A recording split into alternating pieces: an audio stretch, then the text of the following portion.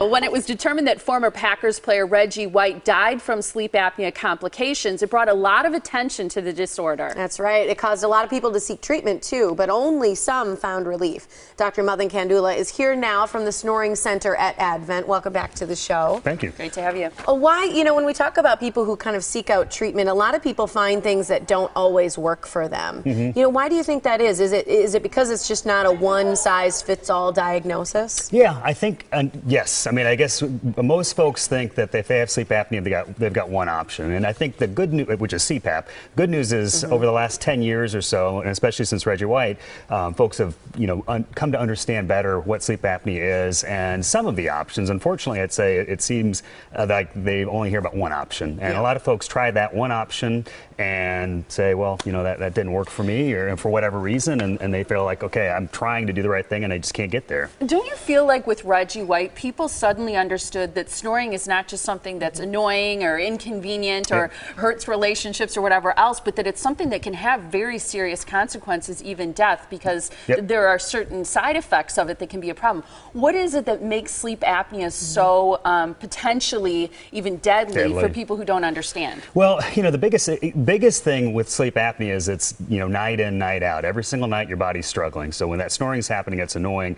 But if somebody has sleep apnea, they're actually stopping breathing at night. And so many people do that multiple times every hour. So sometimes once a minute, sometimes more than once a minute. So that's like 60 times or more in an hour or more. Every single hour, every time they try to go to sleep, so basically every minute for some folks, it's like their body's getting strangled at a time when your body's trying to get rest. And so over time, what ends up happening is that's not really helpful for your heart and not helpful for your lungs, not helpful for your body. And so what we found is folks who have sleep apnea and don't get it treated, high blood pressure is very, very common. Heart attacks, strokes, diabetes, all these other things are very, very common. And then that's just sort of the half of it. Then the other half of it is, you're walking through life being tired all the time, and accidents and those sorts of things are very common. And so we even right now, we don't know as much as we're going to know in 5 years and 10 years as far as sleep apnea goes. As far as treatment goes, same thing. It's not a one size fits all. It's really trying to figure out what somebody's problems are and what can we do to help. And CPAP is certainly an option that can work for some folks, which is a good thing,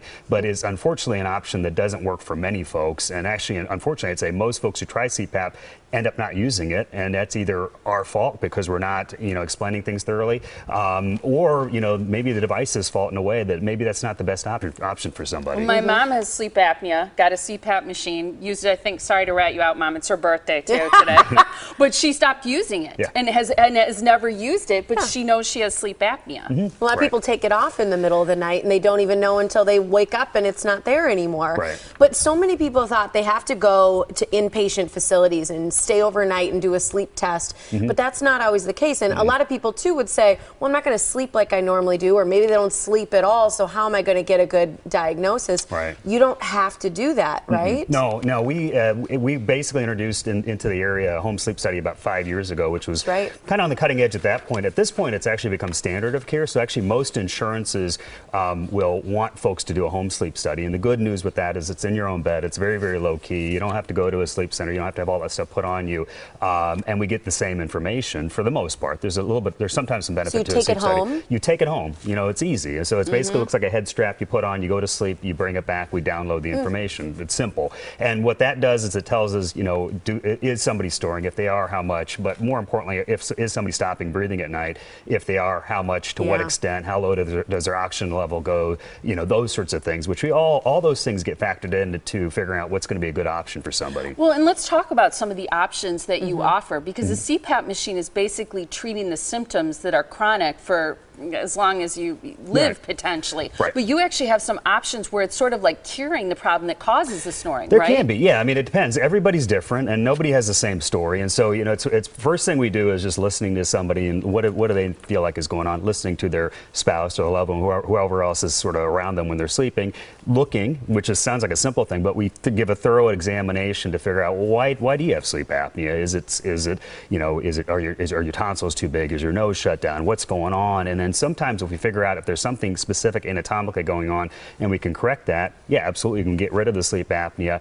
Other times it's if there's something going on anatomically that's making you not able to use your machine, then maybe we can fix that and try to get you working that way. And then there's a lot of different options. There are oral appliances. There's many options for folks who have sleep apnea, and it's certainly not a one-size-fits-all, and it's a one-size-fits-one person. What's going to be the best option for you?